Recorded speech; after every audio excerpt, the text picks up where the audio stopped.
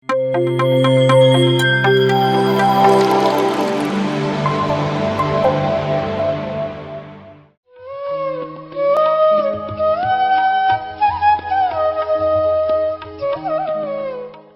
is contentment, laziness is laziness. Don't confuse the words. Neither aloo is tomato, tomato is not aloo. Contentment doesn't mean laziness, and laziness doesn't mean contentment. Laziness is laziness, and contentment is contentment. Both are different things. You can be lazy at any time, and you can be contented at any time. It depends upon your choice, your viewpoint. If I don't get up early in the morning, 6:30 now, and answer Sai Kripa Sagar, I am lazy. I should attend this Zoom. So I get up 6 o'clock, take my bath, and be ready for Sai Kripa Sagar. So I'm not lazy. That doesn't mean that I'm contented with Sai Kripa Sagar. No, I'm not contented with Sai Kripa Sagar. I am not lazy. Okay. So contentment is different, laziness is different. I want everybody to be contented always and never lazy. I think the question is coming from the fact that contented means I don't need to do anything more. So I'm very happy, kind of thing. That's very fine. You don't have to do anything. You can be always happy without doing anything else. You don't have to do anything to be contented, to be happy. If you can be happy without any doing, that's perfect. Ramana Maharshi was always happy without doing anything. He never did anything. He was always happy, contented. Gandhiji was always doing something, the opposite of Ramana Maharshi. And if he doesn't do, he is not contented. If he doesn't fight against the British, he is not contented. So for his contentment, he is always fighting British. But Ramana Maharshi was, for his contentment, he was just sitting quietly. Contentment comes for different people from different sources. Now you have to choose your own way of contentment. But neither Ramana Maharshi was lazy, nor Mahatma Gandhi was lazy. Both were contented people. The ways are different. Bismillah Khan won't be contented unless he plays Shahnai.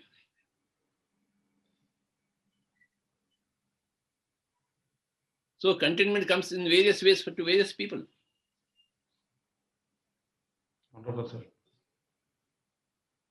You may do something, you may not do anything. It's up to you. Find out your own way of contentment. Some people find contentment only in drinking alcohol. Well, let them drink alcohol. If they don't drink alcohol, they are not contented. If Hitler does not kill people, he is not contented. He wants to kill murder all the people. Only then he finds contentment. Up to him. Play all the games. And reap the consequences. You can play any game, but remember that every game has got a consequence. That's all. We need to understand. ಧ್ಯಾನ ಬಂಧುಗಳಿಗೆ ನಮಸ್ಕಾರ. ಪತ್ರಿಜಿ ಪ್ರೇಮಿಗಳಿಗೆ ನಮಸ್ಕಾರ. ಇವತ್ತು ಪತ್ರಿಜಿ ಅವರು ಒಂದು ಅದ್ಭುತವಾದ ವಾಣಿಯನ್ನ ಕೇಳೋ ಸದಾವಕಾಶ ನಮ್ಗೆ ಸಿಕ್ಕಿದೆ. 2 ಪದಗಳು, ತೃಪ್ತಿ ಮತ್ತು ಸೋಮಾರಿತನ, ಅದರ ಬಗ್ಗೆ ಮಾತಾಡ್ತಾ ಇದ್ದಾರೆ. Does contentment lead to laziness ಅಂತ ಪ್ರಶ್ನೆ. ಅದರ ಕನ್ನಡ ಅನುವಾದ ಮೊದಲು ಓದ್ಬಿಡ್ತೀನಿ ಪೂರ್ತಿ. ಸಾಗರ್ ಅನ್ನೋರು ಕೇಳ್ತಾರೆ, ತೃಪ್ತಿ ಅನ್ನೋದು ಸೋಮಾರಿತನಕ್ಕೆ ದಾರಿ ಮಾಡ್ಕೊಡುತ್ತಾ? ಪತ್ರಿಜಿಯವರ ಉತ್ತರ ನೋಡಿ, ಎಷ್ಟು ಸರಳವಾಗಿದೆ, ನೇರವಾಗಿದೆ, ಅದ್ಭುತವಾಗಿದೆ ಅಂತ. ತೃಪ್ತಿ ಅನ್ನೋದು ತೃಪ್ತಿ, ಸೋಮಾರಿತನ ಅನ್ನೋದು ಸೋಮಾರಿತನ. ಈ ಪದಗಳಿಂದ ಕನ್ಫ್ಯೂಸ್ ಆಗಬೇಡಿ.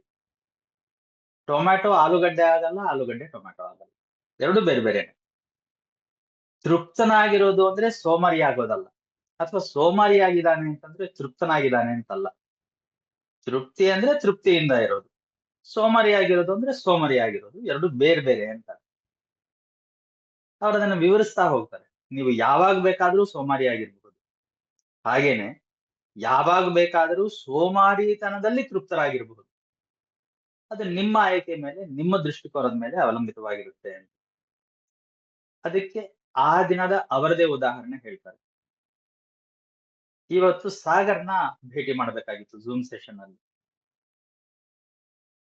ಇದ್ ಭೇಟಿ ಮಾಡ್ಬೇಕಂದ್ರೆ ಬೆಳಗ್ಗೆ ಏಳದೆ ಹೋಗಿದ್ದಿದ್ರೆ ಬೇಗ 6:30ಕ್ಕೋ 4ಕ್ಕೋ ಏಳದೆ ಹೋಗಿದ್ದಿದ್ರೆ 6:15 ಎದ್ದಿದ್ರೆ ಸಾಗರ್ಗೆ ಉತ್ತರ ಕೊಡಕ್ ಆಗ್ತಾ ಇರ್ಲಿಲ್ಲ. ಹಾಗೆ ಉತ್ತರ ಕೊಡದಿರ ಮಲ್ಕೊಂಡಿದ್ರೆ ಅದು ಸೋಮಾರ್ತನ. ನಾನು ಝೂಮ್ ಅಟೆಂಡ್ ಆಗ್ಲೇಬೇಕು. ಹಾಗಾಗಿ ಬೆಳಗ್ಗೆ ಬೇಗ ಎದ್ದು ಸ್ನಾನ ಮಾಡಿ ಸಾಗರ್ಗೋಸ್ಕರ ರೆಡಿ ಆಗಿದ್ದೀನಿ. ಅಂದ್ರೆ ನಾನು ಸೋಮಾರಿ ಆಗಿಲ್ಲ. ಹಾಗಂತ ನಾನು ಸಂತೋಷದಿಂದ ತೃಪ್ತಿಯಿಂದ ಇದ್ದೀನಿ ಅಂತಲ್ಲ. ಬೆಳಗ್ಗೆ ಬೇಗ ಹೇಳ್ಬೇಕಾದ್ರಿಂದ, ಹಾಗೆ ಎದ್ದಿದ್ರಿಂದ ನನ್ಗೆ ಸಂತೋಷ ಇಲ್ಲ, ತೃಪ್ತಿ ಇಲ್ಲ. ಆದ್ರೆ ಸೋಮಾರಿ ಅಲ್ಲ ಅಲ್ವಾ? ಅಂದ್ರೆ ತೃಪ್ತನಾಗಿರೋದು ಬೇರೆ, ಸೋಮಾರಿ ಆಗಿರೋದು ಬೇರೆ. ಎಲ್ರೂ ಸದಾಕಾಲ ಸಂತೃಪ್ತರಾಗಿರ್ಬೇಕು, ಆದ್ರೆ ಸೋಮಾರಿಗಳಾಗಿರ್ಬಾರ್ದು ಅನ್ನೋದು ನನ್ನ ಬಯಕೆ ಅಂತಾರೆ. ಸಾಗರ್ ಕೇಳಿದ ಪ್ರಶ್ನೆಗೆ ಪತ್ರಿಜಿ ಅವರು ಕೊಟ್ಟಿರ್ತಕ್ಕಂಥ ಉತ್ತರ ಅವರಿಗೆ ಇನ್ನೂ ಸ್ವಲ್ಪ ವಿಸ್ತರಣೆ ಬೇಕು ಅನ್ಸುತ್ತೆ. ಹಾಗಲ್ಲ, ತೃಪ್ತನಾಗಿರೋದು ಅಂದ್ರೆ ಈಗ ಮಾಡಿರೋದಕ್ಕಿಂತ ಹೆಚ್ಚಾಗಿ ನಾನೇನು ಮಾಡ್ಬೇಕಾಗಿಲ್ಲ, ಆರಾಮಾಗಿರ್ಬಹುದು, ಅದರಿಂದ ನಾನು ಬಹಳ ಸಂತೋಷದಿಂದ ಇದ್ದೀನಿ, ತೃಪ್ತನಾಗಿದ್ದೀನಿ ಅನ್ನೋ ಭಾವನೆಯಿಂದ ಉಂಟಾಗೋ ಮನಸ್ಥಿತಿ. ಅಂದ್ರೆ ಆರಾಮಾಗಿರೋದು ಅಂದ್ರೇನೆ ಸೋಮಾರಿಯಾಗಿರೋದು ಅನ್ನೋ ಅರ್ಥದಲ್ಲಿ ಈ ಪ್ರಶ್ನೆ ಕೇಳ್ತಿದ್ದೀನಿ ಅಂತ ತನ್ನ ಪ್ರಶ್ನೆಯನ್ನ ವಿಸ್ತಾರ ಮಾಡ್ತಾರೆ ಅವರು. ಪತ್ರಿಕೆ ಹೇಳ್ತಾರೆ, ಅದ್ ಸರಿ ಬಿಡು ಅಂತಾರೆ, ನೀನೇನೂ ಮಾಡ್ಬೇಕಾಗಿಲ್ಲ, ಏನೂ ಮಾಡದೇನೂ ನೀನ್ ಸಂತೋಷವಾಗಿರ್ಬಹುದು. ಸಂತೋಷದಿಂದ ಇರೋದಿಕ್ಕೆ, ತೃಪ್ತನಾಗಿರೋದಿಕ್ಕೆ ಏನೂ ಮಾಡ್ಬೇಕಾಗಿಲ್ಲ. ಏನೂ ಮಾಡ್ದಿರಾನು ನೀನ್ ಸಂತೋಷದಿಂದ ಇರಬಹುದಾದ್ರೆ ತೊಂದ್ರೆ ಏನೂ ಇಲ್ಲಪ್ಪ. ರಮಣ ಮಹರ್ಷಿಗಳು ಏನೂ ಮಾಡ್ದಿರಾ ಸದಾ ಸಂತೋಷದಿಂದ ಇರ್ತಾ ಇದ್ರು. ಅವ್ರೇನೂ ಮಾಡ್ಲಿಲ್ಲ, ಆದ್ರೂ ಯಾವಾಗ್ಲೂ ಸಂತೋಷದಿಂದ ತೃಪ್ತಿಯಿಂದ ಇರ್ತಾ ಇದ್ರು. ಆದ್ರೆ ರಮಣ ಮಹರ್ಷಿಗಳ ಸ್ವಭಾವಕ್ಕೆ ವಿರುದ್ಧವಾಗಿ ಗಾಂಧೀಜಿ ಯಾವಾಗ್ಲೂ ಏನಾದ್ರೂ ಒಂದನ್ನ ಮಾಡ್ತಲೇ ಇದ್ರು. ಗಾಂಧೀಜಿಗೆ ಏನೂ ಮಾಡದೆ ಸುಮ್ಮನಿದ್ರೆ ತೃಪ್ತಿ ಅನ್ನೋದು ಇರ್ತಿರ್ಲಿಲ್ಲ. ಬ್ರಿಟಿಷರ ವಿರುದ್ಧ ಹೋರಾಡ್ದಿದ್ರೆ ಅವ್ರಿಗೆ ತೃಪ್ತಿ ಇರ್ತಾ ಇರ್ಲಿಲ್ಲ. ಹಾಗಾಗಿ ತೃಪ್ತಿಗಾಗಿ ಅವರು ಸದಾಕಾಲ ಬ್ರಿಟಿಷರ ವಿರುದ್ಧ ಹೋರಾಡ್ತಾನೇ ಇದ್ರು. ಆದ್ರೆ ರಾಮಣ್ಣ ಮಹರ್ಷಿಗಳಿಗೆ ಸುಮ್ಮನೆ ಕುಳಿತಿರೋದೇ ತೃಪ್ತಿ ಅನ್ನಿಸ್ತಿತ್ತು. ತೃಪ್ತಿ ಅನ್ನೋದು ಬೇರೆ, ತೃಪ್ತಿ ಅನ್ನೋದು ಬೇರೆ ಬೇರೆ ಜನರಿಗೆ ಬೇರೆ ಬೇರೆ ರೀತಿಯಲ್ಲಿ ಸಿಗುತ್ತೆ. ನಿನಗ್ ತೃಪ್ತಿ ಯಾವುದ್ರಲ್ಲಿ, ಏನ್ ಮಾಡೋದ್ರಿಂದ ಸಿಗುತ್ತೆ ಅನ್ನೋದನ್ನ ನೀನು ಕಂಡ್ಕೊಳ್ಬೇಕು. ಆದ್ರೆ ರಮಣ ಮಹರ್ಷಿಗಳಾಗ್ಲಿ ಗಾಂಧೀಜಿಯವರಾಗ್ಲಿ ಸೋಮಾರಿಗಳಾಗಿರ್ಲಿಲ್ಲ. ಇಬ್ರು ತೃಪ್ತ ಜೀವಿಗಳೇ ಆಗಿದ್ರು. ಆದ್ರೆ ಅವರ ತೃಪ್ತಿಯ ಮಾರ್ಗಗಳು ಬೇರೆ ಬೇರೆ ಆಗಿದ್ವು. ಬಿಸ್ಮಿಲ್ಲಾ ಖಾನ್ರಿಗೆ ಶಹನಾಯಿ ನುಡಿಸ್ತಾ ಇದ್ರೆ ತೃಪ್ತಿ ಇರ್ತಿರ್ಲಿಲ್ಲ. ಅಂದ್ರೆ ತೃಪ್ತಿ ಅನ್ನೋದು ಒಬ್ಬೊಬ್ಬರಿಗೆ ಒಂದೊಂದು ರೀತಿಯಲ್ಲಿ ಸಿಗುತ್ತೆ. ತೃಪ್ತಿ ಹೊಂದೋದಕ್ಕೆ ನೀನ್ ಏನಾದ್ರೂ ಮಾಡ್ಬೇಕಾ ಇಲ್ವಾ ಅನ್ನೋದು ನಿನಗ್ ಸೇರಿದ್ದು. ನಿನಗ್ ತೃಪ್ತಿ ನೀಡುವ ಮಾರ್ಗ ಯಾವುದು ಅನ್ನೋದನ್ನ ಕಂಡ್ಕೊ. ಕೆಲವರು ಆಲ್ಕೋಹಾಲ್ನ ಕುಡಿತದಲ್ಲೇ ತೃಪ್ತಿಯನ್ನ ಕಂಡ್ಕೊಳ್ತಾರೆ. ಕುಡಿಲಿ ಬಿಡು, ಅವ್ರಿಗೆ ಆಲ್ಕೋಹಾಲ್ ಕುಡಿದಿದ್ರೆ ತೃಪ್ತಿ ಇರಲ್ಲ. ಹಿಟ್ಲರ್ಗೆ ಜನಗಳನ್ನ ಕೊಲ್ಲದೆ ಇದ್ರೆ ತೃಪ್ತಿ ಇರ್ತಿರ್ಲಿಲ್ಲ. ಅವನಿಗೆ ಜನಗಳನ್ನ ಕೊಲ್ಬೇಕಿತ್ತು, ಎಲ್ಲಾ ಜನರನ್ನು ಕೊಲ್ಬೇಕು ಅಂತಿದ್ದ. ಆಗ ಮಾತ್ರ ಅವನಿಗೆ ತೃಪ್ತಿ ಆಗ್ತಾ ಇತ್ತು. ಅದು ಅವನಿಗೆ ಬಿಟ್ಟ ವಿಷಯ. ಎಲ್ಲಾ ರೀತಿಯ ಆಟಗಳನ್ನು ಆಡಿ, ಆದ್ರೆ ಅವುಗಳ ಪರಿಣಾಮಗಳನ್ನು ಅರ್ಥಕೊಳ್ಳಿ. ನೀವು ಯಾವ ಆಟವನ್ನು ಬೇಕಾದ್ರೂ ಆಡಬಹುದು, ಆದ್ರೆ ಎಲ್ಲಾ ಆಟಗಳಿಗೂ ಅವುಗಳದೇ ಆದ ಪರಿಣಾಮಗಳಿರುತ್ತವೆ ಅನ್ನೋದನ್ನ ನೆನ್ಪಿಟ್ಕೊಳ್ಳಿ. ಇದೊಂದು ವಿಷಯ ನಿಮ್ಗೆ ಅರ್ಥವಾದ್ರೆ ಸಾಕು ಅಂತಾರೆ ಪತ್ರಿಜಿ. ಇದು ಪತ್ರಿಜಿಯವರ ವಾಣಿಯ ಕನ್ನಡ ಅನುವಾದ. ಈಗ ಅದನ್ನ ಸ್ವಲ್ಪ ವಿಸ್ತರಿಸಿ ತಿಳಿಸ್ಕೊಂಡ್ರೆ 2 ಪದ ಉಪಯೋಗಿಸಿದಾರೆ ಅವರು, ಕಂಟೆಂಟ್ಮೆಂಟ್ ಮತ್ತು ಲೇಜಿನೆಸ್ ಅಂತ. ಈ ಕಂಟೆಂಟ್ಮೆಂಟ್ ಅನ್ನೋ ಪದದಲ್ಲಿ ಕಂಟೆಂಟ್ ಅನ್ನೋದಿದೆ. ಕಂಟೆಂಟ್ ಅಂತಂದ್ರೆ ಒಳಗಡೆ ಏನಿದೆ ಅಂತ. ಇದು ಮೆಂಟ್ ಅನ್ನೋದು ಇನ್ನೊಂದು ಪದ ಇದೆ, ಅಂದ್ರೆ ಒಳಗಡೆ ಏನಿದೆಯೋ ಅದರಲ್ಲೇ ತೃಪ್ತನಾಗಿರ್ತಕ್ಕಂಥದ್ದು. ಲೇಸಿನೆಸ್ ಅಂದ್ರೆ ಗೊತ್ತು ನಮ್ಗೆ, ಸೋಮಾರಿತನ.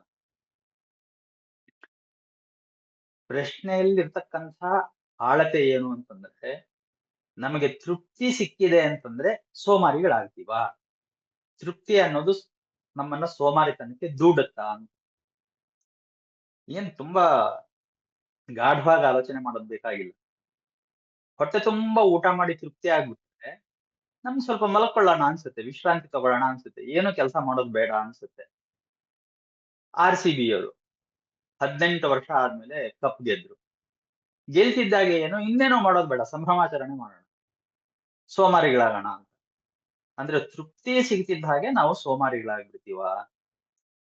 ನಾವು ಸದಾ ಕಾರ್ಯಶೀಲರಾಗಿರ್ಬೇಕು ಅಂತಂದ್ರೆ ತೃಪ್ತಿ ಇರಬಾರ್ದ ನಮ್ ಜೀವನದಲ್ಲಿ?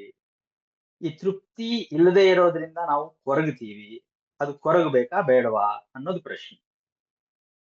ಅದಕ್ಕೆ ಅವ್ರು ಹೇಳಿದ್ದು ತೃಪ್ತಿ ಬೇರೆನಪ್ಪ, ಸೋಮಾರಿತನ ಬೇರೆ, ಒಂದಕ್ಕೊಂದು ಸಂಬಂಧ ಇಲ್ಲ. ನೀನು ಹೋಲಿಕೆ ಹೇಗಿದೆ ಅಂದ್ರೆ ಆಲೂಗಡ್ಡೆಗೂ ಟೊಮ್ಯಾಟೋಗೂ ಹೋಲಿಕೆ ಮಾಡಿದ ಹಾಗಿದೆ. ಆಲೂಗಡ್ಡೆನೆ, ಟೊಮ್ಯಾಟೋನೆ. ಆಲೂಗಡ್ಡೆಯಿಂದ ಟೊಮ್ಯಾಟೋಗೆ ಹೋಗಕ್ ಸಾಧ್ಯ ಇಲ್ಲ, ಟೊಮ್ಯಾಟೋಯಿಂದ ಆಲೂಗಡ್ಡೆಗೆ ಹೋಗಕ್ಕೂ ಸಾಧ್ಯ ಇಲ್ಲ. ಈಗ ತೃಪ್ತಿ ಅನ್ನೋದರ ವಿರುದ್ಧ ಪದ ಯಾವ್ದಪ್ಪ ಅಂದ್ರೆ ಅತೃಪ್ತಿ. ಸೋಮಾರಿತನದ ವಿರುದ್ಧ ಪದ ಯಾವ್ದಪ್ಪ ಅಂದ್ರೆ ಚಟುವಟಿಕೆಯಿಂದ ಇರುವುದು. ಚಟುವಟಿಕೆಯಿಂದ ಇದೀವಿ ಅಂತಂದ ಮಾತ್ರಕ್ಕೆ ಸಂತೋಷದಿಂದ, ತೃಪ್ತಿಯಿಂದ, ಆನಂದದಿಂದ ಇದೀವಿ ಅಂತ ಅರ್ಥ ಮಾಡ್ಕೋಬೇಡಿ. ಚಟುವಟಿಕೆಯಿಂದ ಇದ್ದಾಗಲೂ ಅತೃಪ್ತಿಯಿಂದ ಕಾರ್ಯನಿರ್ವಹಿಸ್ತಾ ಇರಬಹುದು, ಅತೃಪ್ತರಾಗಿರ್ಬಹುದು. ಕೆಲವು ಸಲ ಏನಾಗುತ್ತೆ, ಬಾಹ್ಯ ಒತ್ತಡಗಳಿಂದ, ಅನಿವಾರ್ಯತೆಯಿಂದ, ವಿಧಿ ಇಲ್ದಿರ ನಾವು ಚಟುವಟಿಕೆಯಿಂದ ಇರ್ತೀವಿ. ಈಗ ಬೆಳಗ್ಗೆ ಝೂಮ್ ಸೆಷನ್ ಅಲ್ಲಿ ಭಾಗವಹಿಸ್ಬೇಕು, 5 ಗಂಟೆಗೆ ಝೂಮ್ ಸೆಷನ್ ಶುರುವಾಗುತ್ತೆ, 4:15 ಹೇಳ್ಬೇಕು ಅಥವಾ ಇನ್ನೂ ಮುಂಚೆ ಹೇಳ್ಬೇಕು. ಹೇಳಲೇಬೇಕಾದ ಅನಿವಾರ್ಯತೆ ಇದ್ರೆ, ಒತ್ತಡಕ್ಕೊಳಗಾಗಿದ್ರೆ, ಚಟುವಟಿಕೆಲಂತೂ ಇರ್ತೀವಿ, ಆದ್ರೆ ಆನಂದ ಇರಲ್ಲ, ಮನಸ್ಸಿನಲ್ಲಿ ತೃಪ್ತಿ ಇರೋದಿಲ್ಲ. ಯಾಕಾದ್ರೂ ಎದ್ನೋ, ಮಾಡ್ಲೇಬೇಕಾಯ್ತಲ್ಲ, ತಪ್ಪಿಸ್ಕೋಬೋದಾಗಿತ್ತಲ್ಲ, ಏನ್ ಮಾಡೋದು, ತಪ್ಪಿಸ್ಕೊಳಕ್ ಆಗಲ್ವಲ್ಲ, ಈ ತರದ ಆಲೋಚನೆಗಳೆಲ್ಲ ಇರುತ್ತೆ, ತೃಪ್ತಿ ಇರಲ್ಲ. ಹಾಗೇನೆ ಸೋಮಾರಿತನದಲ್ಲಿದ್ದಾಗಲೂ ತೃಪ್ತಿಯಿಂದ ಇರಬಹುದು. ಹೇಗ್ ಸಾಧ್ಯ? ನಮ್ಮಂತವ್ರು ಕನ್ಫ್ಯೂಸ್ ಆಗುತ್ತೆ. ಹರಿಶಂಕರ್ ಸರ್ ಅವರೇ ಒಂದ್ಸಲ ಹೇಳಿದ್ರು, ನಾನು ಪತ್ರಿಕೆ ಅವ್ರನ್ನ ನೋಡಕ್ ಹೋದ್ರೆ ಅವ್ರು ಹೇಳಿದ್ರು, ಏನ್ ಲೇಸಿನೆಸ್ ని ಎಂಜಾಯ್ చేస్తున్నాನ್ರಾ ಅಂತ ಹೇಳಿದ್ರು ಅಂತ. ಹಾಗಾಗಿ ಸೋಮಾರಿತನದಲ್ಲೂ ಕೂಡ ತೃಪ್ತಿಯಿಂದ ಇರಬಹುದು. ಈಗ ತೃಪ್ತಿ ಅಂದ್ರೇನು? ಈಗ ಸಿಕ್ಕಿರೋದಕ್ಕಿಂತ ಹೆಚ್ಚಿಂದು ನಂಗೆ ಬೇಕಾಗಿಲ್ಲ ಅನ್ನೋ ಭಾವನೆನೇ ತೃಪ್ತಿ. ನಾನು ಏನನ್ನ ಸಾಧಿಸ್ಬೇಕು ಅನ್ಕೊಂಡಿದೀನೋ ಅದನ್ನ ಸಾಧಿಸಿದೀನಿ, ನನಗೆ ಏನ್ ಬೇಕಾಗಿತ್ತೋ ಅದು, ಎಷ್ಟು ಬೇಕಾಗಿತ್ತೋ ಅಷ್ಟು ನನಗೆ ಸಿಕ್ಕಿದೆ. ಇನ್ನು ಆ ಬಗ್ಗೆ ನಾನು ನಿಶ್ಚಿಂತನಾಗಿರ್ಬಹುದು, ಆ ಬಗ್ಗೆ ನಾನ್ ಮಾಡ್ಬೇಕಾಗಿರೋದೇನೂ ಇಲ್ಲ. ಆದ್ರಿಂದ ನಾನು ಯಾವುದೇ ಶ್ರಮ ಪಡದೆ ಆರಾಮಾಗಿರಬಹುದು ಅನ್ನೋ ಸ್ಥಿತಿನೇ ತೃಪ್ತಿ. ಆ ಭಾವನೆ ತಲುಪಬೇಕಾದ್ರೆ, ಆ ಸ್ಥಿತಿ ಉಂಟಾಗಬೇಕಾದ್ರೆ ನಮಗೆ ಕೆಲವು ವಿಷಯಗಳ ಬಗ್ಗೆ ಸ್ಪಷ್ಟತೆ ಇರಬೇಕು. ಯಾವುದ್ರ ಬಗ್ಗೆ? ಮೊದಲು ನನಗೆ ಏನ್ ಬೇಕು ಅನ್ನೋದ್ರ ಬಗ್ಗೆ ಸ್ಪಷ್ಟತೆ ಇರಬೇಕು, ಯಾಕೆ ಬೇಕು ಅನ್ನೋದ್ರ ಬಗ್ಗೆ ಸ್ಪಷ್ಟತೆ ಇರಬೇಕು, ಎಷ್ಟು ಬೇಕು ಅನ್ನೋದ್ರ ಬಗ್ಗೆನೂ ಸ್ಪಷ್ಟತೆ ಇರಬೇಕು. ಈ ಬೇಕು ಬೇಕು ಬೇಕು ಅಂತಿದೀವಲ್ಲ, ಈ ಬೇಕುಗಳು ಅವಶ್ಯಕವ ಅಥವಾ ಕೇವಲ ಬಯಕೆಗಳ ಅನ್ನೋದ್ರ ಬಗ್ಗೆನೂ ಸ್ಪಷ್ಟತೆ ಇರಬೇಕು. ಈ ಬೇಕುಗಳಿಂದ ನನಗೆ ಎಷ್ಟು ಅನುಕೂಲ ಅಥವಾ ಎಷ್ಟು ತೊಂದರೆ, ಈ ಬೇಕುಗಳಿಂದ ಇತರರಿಗೆ ಎಷ್ಟು ಅನುಕೂಲ ಅಥವಾ ಎಷ್ಟು ತೊಂದರೆ, ಇದ್ರ ಬಗ್ಗೆನೂ ನಮ್ಗೆ ಸ್ಪಷ್ಟತೆ ಇರಬೇಕು. ಈ ನಾವು ಬೇಕು ಬೇಕು ಬೇಕು ಅಂತೀವಲ್ಲ, ಇದರಲ್ಲಿ ಕೆಲವು ಅವಶ್ಯಕವಾಗಿರೋದಿವೆ, ಕೆಲವು ಅನವಶ್ಯಕವಾಗಿದೆ, ಕೇವಲ ನಮ್ಮ ಬಯಕೆಗಳಾಗಿರುತ್ತೆ. ಈಗ ಉದಾಹರಣೆಗೆ ನಮ್ಮ ದೈಹಿಕ ಅವಶ್ಯಕತೆಗಳು, ಹಸಿವು, ಬಾಯಾರಿಕೆ, ಬಳಲಿಕೆ, ಇಂಥವು ಪರಿಹಾರ ಅವಶ್ಯಕ. ಈ ಹಸಿವನ್ನ ನೀಗಿಸೋದಿಕ್ಕೆ ಆಹಾರ ಅವಶ್ಯಕ, ಬೇಕೇ ಬೇಕು. ಬಾಯಾರಿಕೆ ಆದ್ರೆ ನೀರ್ ಬೇಕೇ ಬೇಕು. ಈ ಚಳಿ ಬಿಸಿಲು ಜಾಸ್ತಿ ಆದ್ರೆ, ಈ ಉಷ್ಣತೆ ಏರುಪೇರಾದ್ರೆ ಅದನ್ನ ಸಮತೋಲನದಲ್ಲಿ ಕಾಪಾಡ್ಕೊಳ್ಳಕ್ಕೆ ಒಂದು ವ್ಯವಸ್ಥೆ ಬೇಕೇ ಬೇಕು. ಇವುಗಳನ್ನ ಒಂದು ಪ್ರಮಾಣದಲ್ಲಿ ಸ್ವೀಕರಿಸಿದ್ರೆ ದೇಹ ಇಷ್ಟ ಸಾಕಪ್ಪ, ಇದಕ್ಕಿನ್ನ ಜಾಸ್ತಿ ನನಗೆ ಬೇಡ ಅಂತ ಹೇಳುತ್ತೆ. ಈ ಊಟಕ್ಕೆ ಬಡಿಸ್ಬೇಕಾದ್ರೆ ಹೊಟ್ಟೆ ತುಂಬಾ ಊಟ ಮಾಡಿದ್ಮೇಲೆ ಎಷ್ಟೇ ರುಚಿಯಾಗಿರೋ ಪದಾರ್ಥನ, ನಮ್ಗೆ ಎಷ್ಟೇ ಇಷ್ಟವಾಗಿರೋ ಪದಾರ್ಥನ ಇನ್ ಸ್ವಲ್ಪ ತಗೊಳ್ಳಿದ್ರೆ ಇಲ್ಲ ಸಾಕು ಅಂತೀವಿ. ನಮ್ಮ ದೇಹ ಅದನ್ನು ತಿರಸ್ಕರಿಸುತ್ತೆ, ಬೇಡ ಸಾಕು ಅನ್ನೋದು. ಬಾಯಾರಿಕೆಗೆ ನೀರ್ ಕುಡಿದ್ರು ಅಷ್ಟೇನೆ, ಬಾಯಾರಿಕೆ ತಣದ ಮೇಲೆ ಇನ್ನು ನೀರ್ ಸಾಕು ಅಂತೀವಿ. ನೀವು ಪಾನಕನೇ ಕೊಡಿ, ಇನ್ಯಾವುದೇ ಜ್ಯೂಸೇ ಕೊಡಿ, ಶರಬತ್ ಕೊಡಿ, ಸಾಕು ಅಂತ. ಈ ಬೆಚ್ಚಗಿನ ವಾತಾವರಣ ಒಂದ್ ಇದ್ಬಿಟ್ರೆ ಎಸಿನೂ ಬೇಕಾಗಿಲ್ಲ ಅಥವಾ ಇನ್ಯಾವುದೇ ಹೀಟರ್ ಬೇಕಾಗಿಲ್ಲ, ನಮಗ್ ಸಾಕು ಅನ್ನುತ್ತೆ ದೇಹ, ಇಷ್ಟು ಸಾಕು ಅನ್ನುತ್ತೆ. ಇನ್ನೊಂದಿದೆ ನಮ್ಮ ಬಯಕೆಗಳದು, ಈ ಸಂಪತ್ತಿನ ಬಯಕೆ. ಅದಕ್ಕೆ ತೃಪ್ತಿ ಅನ್ನೋದು ಎಲ್ಲಿ ಸಿಗುತ್ತೆ? ಸಿಗೋದೇ ಇಲ್ಲ. ಒಂದು ಸಣ್ಣ ಕಥೆ ಇದೆ ಅದಕ್ಕೆ. ಒಂದು ರಾಜ್ಯ, ಆ ರಾಜ್ಯದಲ್ಲಿ ಒಬ್ಬ ರಾಜ, ಅಲ್ಲೊಂದು ಪ್ರಸಿದ್ಧವಾಗಿರೋ ದೇವಸ್ಥಾನ. ಆ ರಾಜ ದೇವಸ್ಥಾನಕ್ಕೆ ಪೂಜೆ ಮಾಡ್ಸಕ್ ಬರ್ತಾನೆ. ಸೀದಾ ಒಳಕ್ ಹೋಗ್ತಾನೆ, ದೇವ್ರ ಹತ್ರ ಪೂಜೆ ಮಾಡಿಸ್ತಾನೆ, ಪ್ರಾರ್ಥನೆ ಸಲ್ಲಿಸ್ತಾನೆ, ಹೊರಗೆ ಬರ್ತಾನೆ. ಈ ಹೊರಗೆ ಬಂದ್ಮೇಲೆ ಒಂದು ಪುಣ್ಯ ಕಾರ್ಯ ಏನನ್ನ ಮಾಡ್ಬೇಕಲ್ಲ. ಹಾಗಾಗಿ ಅಲ್ಲಿರೋ ಭಿಕ್ಷುಕರನ್ನ ಕೇಳ್ತಾನೆ, ನಿಮ್ಗೇನ್ ಬೇಕೋ ಕೇಳ್ರಯ್ಯ ನಾನು ಕೊಡ್ತೀನಿ ಅಂತ. ಎಲ್ಲಾ ಭಿಕ್ಷುಕರು ಏನೇನ್ ಬೇಕೋ ಕೇಳ್ತಾರೆ, ಕೊಡ್ತಾನೆ, ಕೈ ತುಂಬಾ ಹಣ ಕೊಡ್ತಾನೆ ಅವ್ರಿಗೆ. ಆದ್ರೆ ಒಬ್ಬ ಭಿಕ್ಷುಕ ಹೇಳ್ತಾನೆ, ನಾನು ಭಿಕ್ಷುಕರ ಹತ್ರ ಭಿಕ್ಷೆನ ಸ್ವೀಕರಿಸೋದು ಇಲ್ಲ, ಬೇಡೋದು ಇಲ್ಲ. ಈಗ ರಾಜನ್ ಸಿಕ್ಕಾಪಟ್ಟೆ ಕೋಪ ಬಂದ್ಬಿಡುತ್ತೆ. ಏನ್ ಮಾತಾಡ್ತಾ ಇದೀಯ ನೀನು? ದೇವಸ್ಥಾನದ ಬಾಗಿಲಲ್ಲಿ ಕೂತ್ಕೊಂಡು ಭಿಕ್ಷೆ ಬೇಡ್ತಾ ಇರೋ ನೀನು, ನಾನು ಈ ದೇಶದ ಮಹಾರಾಜ, ಭಿಕ್ಷೆ ಬೇಡಕ್ಕೆ ಕೂತಿದೀಯ. ನಾನು ಕೊಡ್ತೀನಿ ಅಂತಂದ್ರೆ ಭಿಕ್ಷುಕನ ಹತ್ರ ತಗೊಳಲ್ಲ ಅಂತೀಯ, ಭಿಕ್ಷುಕನ ಹತ್ರ ಬೇಡಲ್ಲ ಅಂತೀಯ. ನಾನು ಈ ದೇಶದ ರಾಜ ಅಂತ ಗೊತ್ತಿಲ್ವಾ ಅಂತ ರೇಗ್ತಾನ ಅವನು. ಎಷ್ಟು ಧೈರ್ಯ ನಿನಗೆ ಅಂತ. ಅಲ್ಲ ಸ್ವಾಮಿ, ಸತ್ಯವನ್ನ ಸ್ವೀಕರಿಸೋ ಧೈರ್ಯ ನಿಮಗಿರ್ಬೇಕೇ ಹೊರತು ಸತ್ಯವನ್ನ ಹೇಳಕ್ ನನಗ್ ಧೈರ್ಯ ಯಾಕೆ ಬೇಕು? ವ್ಯತ್ಯಾಸ ನೋಡಿ ನನಗೂ ನಿಮ್ಗೂ. ನಾನು ದೇವಸ್ಥಾನದ ಹೊರಗಡೆ ಕೂತ್ಕೊಂಡು ಭಿಕ್ಷೆ ಬೇಡ್ತಾ ಇದ್ದೀನಿ, ನೀವು ಒಳಗಡೆ ಹೋಗಿ ಭಿಕ್ಷೆ ಬೇಡ್ತಾ ಇದ್ದೀರಿ. ನೀವೇನ್ ಕೇಳ್ಕೊಂಡ್ರಿ ದೇವ್ರ ಹತ್ರ? ನನ್ ರಾಜ್ಯ ಇನ್ನ ವಿಸ್ತಾರವಾಗ ಆಶೀರ್ವಾದ ಮಾಡಪ್ಪ, ನನ್ ಸಂಪತ್ತು ಇನ್ನ ಹೆಚ್ಚಲಿ, ಎಲ್ಲಾ ಯುದ್ಧಗಳಲ್ಲೂ ನನಗ್ ಜಯವಾಗ್ಲಿ, ಈಗ ನಾನ್ ರಾಜ ಆಗಿದ್ದೀನಿ, ಚಕ್ರವರ್ತಿ ಆಗೋ ಹಾಗೆ ಆಶೀರ್ವಾದ ಮಾಡು ಅಂತ ಕೇಳ್ಕೊಂಡ್ರಿ.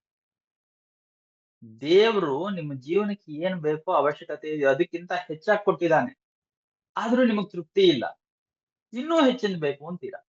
ಇದ್ ಸಾಲದು ಇನ್ನೂ ಬೇಕು ಅಂತ ಬೇಡ್ಕೊಳ್ತಾ ಇದ್ದೀರಾ. ಆ ಅರ್ಥದಲ್ಲಿ ನೀವು ದೇವರ ಹತ್ರ ಭಿಕ್ಷೆ ಬೇಡ್ತಾ ಇದ್ದೀರಿ. ಹಾಗಾಗಿ ನೀವು ಭಿಕ್ಷುಕರೇ, ನಾನು ಹೊರಗೆ ಬೇಡ್ತಾ ಇದ್ದೀನಿ, ನಾನು ಭಿಕ್ಷುಕ. ಒಬ್ಬ ಭಿಕ್ಷುಕ ಇನ್ನೊಬ್ಬ ಭಿಕ್ಷುಕನ ಹತ್ರ ಯಾಕೆ ಭಿಕ್ಷೆ ಕೇಳ್ಬೇಕು ಅಂತ ಮುಂದೇನಾಯ್ತು ಅನ್ನೋದು ನಮಗ್ ಬೇಕಾಗಿಲ್ಲ. ಆದ್ರೆ ನಮ್ಮ ಜೀವನದಲ್ಲಿ ದೇವರು ತುಂಬಾ ಜನಕ್ಕೆ ನಮ್ಮ ಅವಶ್ಯಕತೆಗಿಂತ ಜಾಸ್ತಿ ಕೊಟ್ಟಿದ್ದಾನೆ. ಆದ್ರೆ ನಮ್ಮ ಮನಸ್ಥಿತಿ ಇಷ್ಟು ಸಾಕು ಅನ್ನೋ ಸ್ಥಿತಿಲಿ ಇಲ್ಲ, ಇನ್ನೂ ಬೇಕು, ಇನ್ನೂ ಹೆಚ್ಚಿಂದ ಬೇಕು ಅನ್ನೋ ಮನೋಭಾವದಲ್ಲೇ ಇದೆ. ಚಿಕ್ಕ ಮಕ್ಕಳಾಗಿದ್ದ ನಮ್ಗೆ ಇದ್ದಿದ್ ಎರಡೇ, ಹೊಟ್ಟೆ ತುಂಬಾ ಊಟ, ಮನಸ್ಸೋ ಇಚ್ಛೆ, ಆಟ ಇದ್ರೆ ಸಾಕು ಅಂತಿದ್ವಿ. ಆಮೇಲೆ ಶಾಲೆಗೆ ಹೋದ್ಮೇಲೆ ಏನಾಯ್ತು? ಕಾಂಪಿಟಿಷನ್. ಪಾಸ್ ಆದ್ರೆ ಸಾಲದು, ಟಾಪರ್ ಆಗ್ಬೇಕು ಅನ್ನೋ ಆಸೆ. ಆಯ್ತು, ಟಾಪರ್ ಆಗಿ ಹೊರಗೆ ಬಂದ್ವಿ ಅಂತಂದ್ರೆ ಒಂದು ಒಳ್ಳೆ ಕೆಲಸ. ಒಳ್ಳೆ ಕೆಲಸ ಅಂದ್ರೇನು? ನಮಗೆ ದುಡಿಮೆ ಕಡಿಮೆ ಇರಬೇಕು, ಗಳಿಕೆ ಹೆಚ್ಚಿರ್ಬೇಕು, ಅಥವಾ ಸಾಮಾಜಿಕವಾಗಿ ಹೆಚ್ಚು ಗೌರವ ಇರಬೇಕು, ಹೆಚ್ಚು ಗಳಿಕೆ ಇರಬೇಕು. ಅಂದ್ರೆ ನೀವು ಸಬ್ ರಿಜಿಸ್ಟ್ರಾರ್ ಆಫೀಸ್ ನಲ್ಲಿ ಸಬ್ ರಿಜಿಸ್ಟ್ರಾರ್ ಆಗಿದ್ಕೊಂಡ್ರೆ ಹೆಚ್ಚು ಹಣ ಸಂಪಾದಿಸ್ಬೋದು, ಸಂಬಳ ಅಲ್ಲ, ಲಂಚ ಸಂಪಾದಿಸ್ಬೋದು. ಹಾಗಾಗಿ ಅಂಥ ಯಾವ್ದನ್ನ ಒಂದು ಕೆಲಸ ಬೇಕು. ಆಮೇಲೆ ಮದುವೆ ಆಗ್ಬೇಕಾದ್ರೂ ಲೆಕ್ಕಾಚಾರ ಬೇಕು, ಇನ್ನೂ ಹೆಚ್ಚಿಂದ ಬೇಕು. ದೇವರೆಲ್ಲ ಕೊಟ್ಟಿದ್ದಾನೆ, ವಿದ್ಯೆ ಕೊಟ್ಟಿದ್ದಾನೆ, ಕೆಲಸ ಕೊಟ್ಟಿದ್ದಾನೆ, ಸಂಪಾದನೆ ಕೊಟ್ಟಿದ್ದಾನೆ. ಆದ್ರೂ ಮದುವೆ ಮಾಡ್ಕೊಳ್ಳೋ ಹುಡುಗ ಅಥವಾ ಹುಡುಗಿ ಕಡೆಯಿಂದ, ಅವರ ತಂದೆ ತಾಯಿಯಿಂದ ಅಥವಾ ಬೀಗರ ಕಡೆಯಿಂದ ಇನ್ನೂ ಹೆಚ್ಚಿನ ಅನುಕೂಲ ಏನ್ ಸಿಗುತ್ತೆ ಅಂತ. ಅವರ ಶ್ರೀಮಂತಿಕೆ ಎಷ್ಟಿದೆ, ಅವರ ಸಾಮಾಜಿಕ ಅಂತಸ್ತು ಎಷ್ಟಿದೆ, ಅವರ ಅಧಿಕಾರ ಏನಿದೆ, ಅವರ ಸಾಮಾಜಿಕ ಸಂಪರ್ಕ ಏನಿದೆ, ಅದರಿಂದ ನನ್ಗಿನ್ನೇನನ್ನ ಹೆಚ್ಚಿನ ಲಾಭ ಆಗುತ್ತೆ. ಅಂದ್ರೆ ಇನ್ನೂ ಹೆಚ್ಚಬೇಕು, ಇನ್ನೂ ಹೆಚ್ಚು ಬೇಕು ಅನ್ನೋ ಬಯಕೆನೆ. ಆಮೇಲೆ ಕೂಡಿಡೋ ಬಯಕೆ ಶುರುವಾಗುತ್ತೆ. ಲಕ್ಷಗಳು ಕೂಡಿಟ್ರೆ ಸಾಕು ಅನ್ಸುತ್ತೆ ಮೊದಲು, ಆಮೇಲೆ ಕೋಟಿಗಳು ಬೇಕು ಅನ್ಸುತ್ತೆ. ಸಾಕು ಅನ್ನೋದೇ ಇಲ್ಲ. ಈ ಹಣದ ಜೊತೆಗೆ ಅಧಿಕಾರ ಬೇಕು ಅನ್ಸುತ್ತೆ, ಗೌರವ ಬೇಕು ಅನ್ಸುತ್ತೆ, ಸಾಮಾಜಿಕ ಸ್ಥಾನಮಾನ ಬೇಕು ಅನ್ಸುತ್ತೆ. ಈಗ ಒಂದರ ಹಿಂದೆ ಒಂದು ಬಯಕೆಗಳ ಮಹಾಪೂರ ಹರಿದು ಬರ್ತಾ ಇರುತ್ತೆ, ತೃಪ್ತಿ ಅನ್ನೋದೇ ಇಲ್ಲ. ಅದಕ್ಕೆ ಆಸೆ ಅನ್ನೋದನ್ನ ಹಾವು ಹೋಲಿಸ್ತಾರೆ. ಈ ಸ್ವಲ್ಪ ಚಳಿಗಾಲ ಬಂದ್ಬಿಟ್ರೆ ಹಾವು ಹುತ್ತದೊಳಕ್ ಹೋಗ್ಬಿಟ್ಟು ಸುರುಳಿಸ್ಕೊಂಡು ಸಿಂಬೆ ತರ ಮಲ್ಕೊಂಡ್ಬಿಡುತ್ತೆ ಅಂತ. ಸ್ವಲ್ಪ ಬಿಸಿಲು ಬಿದ್ರೆ ಸಾಕು, ಆ ಸುರುಳಿ ಸುತ್ಕೊಂಡು ಇದ್ದಿದ್ದು ಹೊರಗೆ ಬಂದು ಹೊರಗಡೆ ಓಡಾಡಕ್ ಶುರು ಮಾಡುತ್ತೆ. ಏನೇನ್ ಬೇಟೆ ಆಡ್ಬೋದು ಅಂತ ನೋಡುತ್ತೆ. ಆವಾಗ ಅದನ್ನ ಹಿಡಿಯೋದಕ್ಕೆ ಆಗಲ್ಲ. ನಾವೂ ಅಷ್ಟೇ, ಎಲ್ಲಿ ತನಕ ಆಸೆ ಅನ್ನೋದು ಹೆಡೆ ಎತ್ತಲ್ವೋ ಅಲ್ಲಿ ತನಕ ಚೆನ್ನಾಗಿರ್ತೀವಿ. ಒಂದು ಸಲ ಆಸೆ ಅನ್ನೋದು ಹೆಡೆ ಎತ್ತು ಬಿಟ್ರೆ ನಮ್ಮನ್ನ ನಾವ್ ಹಿಡ್ಕೊಳಕ್ಕೆ ಆಗಲ್ಲ. ಯಾರ ಹೊಟ್ಟೆ ಆದ್ರೂ ತುಂಬಿಸ್ಬೋದು, ಆದ್ರೆ ಆಸೆ ಅನ್ನೋ ಹೊಟ್ಟೆ ತುಂಬಸಕ್ಕಾಗಲ್ಲ. ಈ ತುಂಬಸಕ್ಕಾಗಲ್ಲ ಆಸೆ ಹೊಟ್ಟೆ ಅಂದ್ಮೇಲೆ ತೃಪ್ತಿ ಎಲ್ಲಿಂದ ಬರುತ್ತೆ? ಇದು ಒಂದಾದ್ರೆ ಕೆಲವರಾದ್ರೂ ಯಾವುದೋ ಒಂದು ರೀತಿಯಲ್ಲಿ ತೃಪ್ತಿಯನ್ನ ಪಡ್ಕೊಳ್ತಾರೆ. ಈ ತೃಪ್ತಿ ಪಡ್ಕೊಳ್ಳೋ ಜನರಲ್ಲಿ ಒಂದ್ 3 ವಿಧ ಇದೆ. ಒಂದು, ಸಮಾಜಮುಖಿಯಾಗಿ ಕೆಲಸಗಳನ್ನು ಮಾಡಿ ತೃಪ್ತಿ ಪಡ್ಕೊಳ್ತೀವಿ ಅನ್ನೋದು. ಇನ್ನೊಂದು, ಸಮಾಜಮುಖಿ ಏನೂ ಇಲ್ಲಪ್ಪ, ನನಗೇನ್ ಇಷ್ಟನೋ ಅದನ್ನ ಮಾಡಿ ತೃಪ್ತಿ ಪಡ್ಕೊಳ್ತೀನಿ ಅನ್ನೋದು. ಸಮಾಜ ಕಂಟಕರಾಗಿರ್ತಕ್ಕಂತಹವ್ರು. ಇನ್ನು 3ನೇ ವರ್ಗ ಏನು ಅಂತಂದ್ರೆ, ನಮ್ಗೆ ಸಮಾಜದ ಬಗ್ಗೆ ಏನೋ ತಲೆನೋವು ಇಲ್ಲಪ್ಪ, ಅದ್ಹ್ಯಾಗನ್ನ ಇರ್ಲಿ, ನನಗೇನ್ ಇಷ್ಟನೋ ಅದನ್ನ ನಾನ್ ಮಾಡ್ಕೊಳ್ತೀನಿ. ಆ ರೀತಿ ನಿರ್ಧಾರಕ್ಕೆ ಬಂದು ತಮ್ಮನ್ನ ತಾವು ಹಾಳು ಮಾಡ್ಕೊಳ್ತಕ್ಕಂಥ ವರ್ಗ ಒಂದು. ಮೊದಲನೆಯದು, ಗಾಂಧೀಜಿ, ರಮಣ ಮಹರ್ಷಿಗಳ ಉದಾಹರಣೆ ಕೊಡ್ತಾರೆ. ಗಾಂಧೀಜಿಗೆ ತೃಪ್ತಿ ಅನ್ನೋದು ಯಾವಾಗ ಸಿಕ್ತಿತ್ತು ಅಂತಂದ್ರೆ, ಏನಾದ್ರೂ ಹೋರಾಟ ಮಾಡ್ಬೇಕು. ಮೊದಲು ಆಫ್ರಿಕಾದಲ್ಲಿ ಕರಿಯರ ಪರವಾಗಿ ಹೋರಾಟ ಶುರು ಮಾಡಿದ್ರು. ಭಾರತಕ್ಕೆ ಬಂದು ಸ್ವಾತಂತ್ರ್ಯಕ್ಕೋಸ್ಕರ ಬ್ರಿಟಿಷರ ವಿರುದ್ಧವಾಗಿ ಹೋರಾಟ ಶುರು ಮಾಡಿದ್ರು. ಸ್ವಾವಲಂಬನೆಗೆ ಅಂತ ಹೋರಾಟ ಮಾಡಿದ್ರು, ಅಂದ್ರೆ ವಿದೇಶಿ ಬಟ್ಟೆಗಳನ್ನು ಸುಟ್ಟು ಹಾಕಿ ಎಂದು. ಆಮೇಲೆ ಹರಿಜನರ ಉದ್ಧಾರ ಮಾಡ್ತೀನಿ ಅಂತ ಹೋರಾಟ ಮಾಡಿದ್ರು. ಒಟ್ನಲ್ಲಿ ಇಡೀ ಜೀವನ ಪೂರ್ತಿ ಏನಾದ್ರೂ ಒಂದು ಹೋರಾಟ ಮಾಡ್ತಾನೇ ಇರ್ಬೇಕು, ಸುಮ್ನೆ ಕೂತ್ಕೊಂಡ್ರೆ ತೃಪ್ತಿ ಇಲ್ಲ. ಇದು ಸಮಾಜಮುಖಿಯಾಗಿರ್ತಕ್ಕಂಥದ್ದು. ಸಮಾಜಮುಖಿಯಾಗಿದ್ದು ಏನೋ ಮಾಡಿದಿರ ಕೂತ್ಕೊಳ್ತಕ್ಕಂಥ ಇನ್ನೊಬ್ಬ ವ್ಯಕ್ತಿ ಅಂದ್ರೆ ರಮಣ ಮಹರ್ಷಿಗೆ ಉದಾಹರಣೆ ಕೊಡ್ತಾರೆ. ರಮಣ ಮಹರ್ಷಿಗಳೇನೋ ಏನೋ ಮಾಡ್ತಾ ಇರ್ಲಿಲ್ಲ, ಆರಾಮಾಗಿರ್ತಾ ಇದ್ರು. ಏನೋ ಮಾಡದೇ ಇರೋದೇ ತೃಪ್ತಿ ಸಾಧನ ಅನ್ನೋದು ಅವರ ನಿಲುವು. ಏನೋ ಮಾಡದೇ ಇರೋದು ಅಂದ್ರೆ ಸೋಮಾರಿಯಾಗಿರೋದು ಅಂತಲ್ಲ, ಅದು ಜೀವನದ ಸತ್ಯವನ್ನ ಅರಿತಿರ್ತಕ್ಕಂತಹ ಅವರ ಮನಸ್ಥಿತಿ. ಈ ಸಹಸ್ರಾರದ ಸ್ಥಿತಿ ಅಂತ ಪತ್ರಿಕೆ ಹೇಳಿದ್ರು. ವಸ್ತೆ ರಾಣಿ ಪೋತೆ ಪೋನಿ ಉಂಟೆ ಉಣ್ಣಿ, ಅಂದ್ರೆ ಬಂದದ್ದು ಬರ್ಲಿ, ಹೋಗೋದು ಹೋಗ್ಲಿ, ಇದ್ದದ್ದಿರ್ಲಿ, ಇದೇ ಬೇಕು ಅಂತ ನಾನು ಯಾವ್ದು ಹಿಂದೇನೂ ನಾನು ಓಡೋದಿಲ್ಲ. ಯಾಕೆ ಓಡಲ್ಲ ಅಂತಂದ್ರೆ, ನನಗೇನ್ ಬೇಕು ಅಂತ ಪ್ರಕೃತಿಗೆ ಗೊತ್ತಿದೆ. ಪ್ರಕೃತಿ ನನ್ನನ್ನ ನಿಯಂತ್ರಿಸ್ತಾ ಇದೆಯೇ ಹೊರತು ನಾನು ಪ್ರಕೃತಿಯನ್ನ ನಿಯಂತ್ರಿಸಕ್ ಸಾಧ್ಯ ಇಲ್ಲ. ಹಾಗಾಗಿ ಪ್ರಕೃತಿ ನನ್ನನ್ನು ಹ್ಯಾಕ್ ಕರ್ಕೊಂಡು ಹೋಗುತ್ತೋ ಹಾಗೆ ನಾನು ಹೋಗ್ತೀನಿ. ಹಾಗಾಗಿ ನಾನೇನು ಮಾಡಲ್ಲ. ಏನು ಬೇಕೋ ಅದನ್ನ ಪ್ರಕೃತಿ ನನ್ನಿಂದ ಮಾಡಿಸುತ್ತೆ. ಅದೇನ್ ಮಾಡಿಸುತ್ತೋ ಅವಾಗ ಮಾಡ್ತೀನಿ, ಅಲ್ಲಿ ತನಕ ಸುಮ್ಮನೆ ಇರ್ತೀನಿ ಅನ್ನೋ ಮನೋಭಾವ. ಇದೇ ಜೀವನದ ತತ್ವ ಅನ್ಕೊಂಡಿರ್ತಕ್ಕಂಥವ್ರು. ಅದು ರಮಣ ಮಹರ್ಷಿಯವರು. ಬಿಸ್ಮಿಲ್ಲಾ ಖಾನ್ ಅವ್ರಿಗೇನು ಶಹನಾಯಿ ವಾದ್ಯ ನುಡಿಸಿದ್ರೆ ತೃಪ್ತಿ. ಅವರಿಗೆ ವೇದಿಕೆಯಲ್ಲಿ ಒಂದಿಷ್ಟು ಜನ ನನ್ನ ಸಾಮರ್ಥ್ಯವನ್ನ, ನನ್ನ ಕಲೆಯನ್ನ, ನನ್ನ ಕಲಿಕೆಯನ್ನ ಜನಗಳಿಗೆ ಹಂಚಿ ಸಂತೋಷ ಕೊಡ್ತೀನಿ, ಅವ್ರು ಸಂತೋಷ ಪಡೋದ್ರ ಮೂಲಕ ನಾನ್ ಸಂತೋಷ ಪಡ್ತೀನಿ, ತೃಪ್ತಿಯಿಂದ ಇರ್ತೀನಿ. ಶಹನಾಯಿ ನುಡಿಸದೆ ಹೋದ್ರೆ ಅವ್ರಿಗೆ ತೃಪ್ತಿ. ನಮ್ಮ KDPP ವೇದಿಕೆಯಲ್ಲಿರೋರ್ಗೇನು ಧ್ಯಾನ ಮಾರ್ಗದಲ್ಲಿ ಸಾಗೋದು, ಧ್ಯಾನ ಪ್ರಚಾರ ಮಾಡೋದು, ಸಸ್ಯಾಹಾರ ಜಾಥಾಗಳನ್ನ ಮಾಡೋದು, ಅವುಗಳಲ್ಲಿ ತೊಡಗಿಸ್ಕೊಂಡ್ರೆ ತೃಪ್ತಿ ಅವ್ರಿಗೆ. ಇದನ್ ಬಿಟ್ರೆ ಇದರ ವಿರುದ್ಧ ಮಾರ್ಗ ಸಮಾಜ ಕಂಟಕರಾಗಿರೋದು. ಅದಕ್ಕೆ ಹಿಟ್ಲರ್ ಉದಾಹರಣೆ ಕೊಡ್ತಾರೆ. ಅವನೊಬ್ಬ ಸೈಕೋಪಾತ್ ಅಂತಾರೆ, ಮನೋವಿಕಾರಿ. ಪ್ರಪಂಚ ಆರೋಗ್ಯವಾಗಿರ್ಬೇಕು ಅಂತಂದ್ರೆ ದುರ್ಬಲರು ಯಾರು ಇರಬಾರದು ಅಂತ. ಹಾಗಾಗಿ ಆ ಹುಚ್ಚ ಆಲೋಚನೆಯಿಂದ ಕೋಟಿ ಕೋಟಿ ಜನಗಳ ಹತ್ಯೆ ಮಾಡ್ದ. ಅವನ ಮನಸ್ಸಿನಲ್ಲಿ ಏನಿತ್ತು, ನಾನ್ ಮಾಡ್ತಾ ಇರೋದು ಒಂದು ಅದ್ಭುತವಾದ ಕೆಲಸ, ಒಳ್ಳೆ ಕೆಲಸ ಅನ್ನೋದೇ ಇತ್ತು. ಜನಗಳನ್ನ ಸಾಯಿಸಿದ್ರೇನೇ ತೃಪ್ತಿ. ಒಸಾಮಾ ಬಿನ್ ಲಾಡನ್ದು ಅದೇ ಮನಸ್ಥಿತಿ. ಅವನು ಉಗ್ರವಾದದಲ್ಲಿ ಅಷ್ಟೆಲ್ಲಾ ಜನಗಳನ್ನ ಸಾಯಿಸ್ತಾ ಇದ್ರು, ಇದು ದೇವರ ಕೆಲಸ ಅನ್ಕೊಂಡು ಅದರಲ್ಲೇ ತೃಪ್ತಿ ಪಡ್ತಾ ಇದ್ದ. ಇಂಥ ಸಮಾಜ ಕಂಟಕರು ಇನ್ನೂ ಬೇಕಾದಷ್ಟು ಜನ ಇದೆ. ಅದರ ಬದಲಾಗಿ ಸಮಾಜಕ್ಕೆ ಏನೋ ಹಾನಿ ಮಾಡಲ್ಲ, ಅವ್ರು ಹಾನಿ ಮಾಡ್ಕೋತಾರೆ, ಅದ್ರ ಕುಟುಂಬದವ್ರಿಗೂ ಹಾನಿ ಮಾಡ್ತಾರೆ. ಅಂಥವ್ರು ದುಶ್ಚಟಗಳಿಗೆ ಬಿದ್ದಿರ್ತಕ್ಕಂತಹವ್ರು. ಕುಡಿತ, ಜೂಜು, ಈ ವೇಶ್ಯೆಯರ ಸಹವಾಸ, ಇಂಥವೆಲ್ಲಾ ಮಾಡ್ಕೊಂಡು ತಮ್ಮ ಆರೋಗ್ಯವನ್ನ ತಾವು ಹಾಳು ಮಾಡ್ಕೋತಾರೆ, ಜೊತೆಗೆ ಅವರನ್ನ ನಂಬಿರ್ತಕ್ಕಂತಹವರನ್ನೂ ಸಂಕಟಕ್ಕೆ ದೂಡ್ತಾರೆ. ಇದು ಇನ್ನೊಂದು ವರ್ಗ. ಅಂದ್ರೆ ಮನುಷ್ಯ ತೃಪ್ತಿ ಪಡೆಯೋದಕ್ಕೆ ಬೇರೆ ಬೇರೆ ದಾರಿಗಳು ಹುಡುಕೋತಾನೆ, ಬೇಕಾದಷ್ಟು ದಾರಿಗಳಿದೆ. ಎಲ್ಲಾ ತರಹದ ಆಟಗಳನ್ನು ಆಡ್ತಾರೆ. ಈ ಪತ್ರಿಜಿ ಅವ್ರು ಏನ್ ಹೇಳ್ತಾರೆ, ಪ್ರತಿಯೊಬ್ರು ತೃಪ್ತಿ ಪಡೆಯಕ್ಕೆ ತಮ್ಮದೇ ಆದ ದಾರಿ ಹುಡುಕೋಬೇಕು. ಅದ್ರ ಜೊತೆಗೆ ಒಂದು ಎಚ್ಚರಿಕೆಯನ್ನು ಕೊಡ್ತಾರೆ.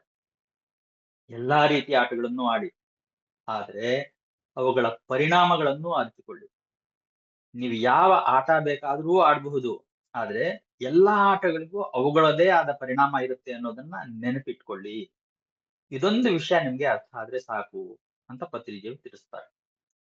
ಈ ಎಚ್ಚರಿಕೆ ಅಂತಕ್ಕಂಥ ಒಂದು ಹಣತೆಯನ್ನ ಪತ್ರಿಜಿಯವರು ನಮಗ್ ಕೊಟ್ಟಿದ್ದಾರೆ. ಆ ಹಣತೆ ಬೀರೋ ಬೆಳಕಲ್ಲಿ ನಾವು ಸಾಗಿದ್ರೆ ತೃಪ್ತಿ ನಮ್ಮನ್ನೇ ಹುಡ್ಕೊಂಡ್ ಬರುತ್ತೆ, ನಾವು ಅದನ್ನ ಹುಡ್ಕೊಂಡು ಹೋಗ್ಬೇಕಾದ್ದಿಲ್ಲ. ಸೊ ಇದು ಪತ್ರಿಜಿಯವರ ವಾಣಿಯನ್ನ ಕೇಳಿದ ಮೇಲೆ ನನಗೆ ಅನಿಸಿದ ಅನಿಸಿಕೆಗಳನ್ನ ನಿಮ್ಮಲ್ಲಿ ಹಂಚ್ಕೊಂಡಿದ್ದೀನಿ. PMC ಕನ್ನಡ ಚಾನೆಲ್ ಅನ್ನು ಲೈಕ್ ಮಾಡಿ, ಶೇರ್ ಮಾಡಿ, ಸಬ್ಸ್ಕ್ರೈಬ್ ಮಾಡಿ ಮತ್ತು ಮಾಡಿಸಿ. ಎಲ್ಲರಿಗೂ ಧನ್ಯವಾದಗಳು.